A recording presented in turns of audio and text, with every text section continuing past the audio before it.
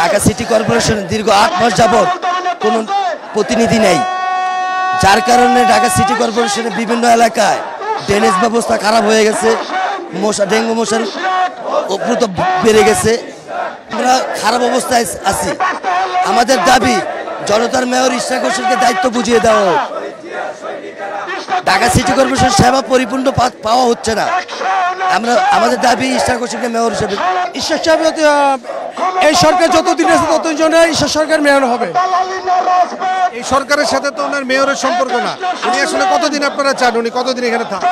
আসলে এই সরকারের সাথে ওনার সাথে ম্যাচ নাই, নির্ধারিত যে সময়টা আছে এই সময় মতন উনি মেয়র হবে, মেয়র থাকবে। আদালতে যে রায়টা দিছে ওই আদালতে এতদিন পর্যন্ত উনি মেয়র হবে, যে পর্যন্ত ওনার মানে এই সরকারের মেয়াদ আসতে ওই পর্যন্ত সে থাকবে। আমরা দাবি পূর্ণ রাস্তায় থাকবো, রাজপথে থাকবো, রাজপথে এইভাবে বসে থাকবো। আমরা কর্মসূচির বিষয়ে আগে ভাবতে হবে, এটা অনৈতিক দাবি না, এটা একটা ন্যায্য দাবি।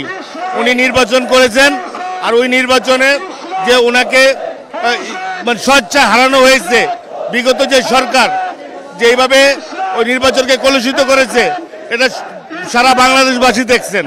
তাই যে এই আন্দোলন এই দাবি নৈতিক দাবি, এই দাবি ন্যায্য দাবি, এই দাবি মানতেই হবে।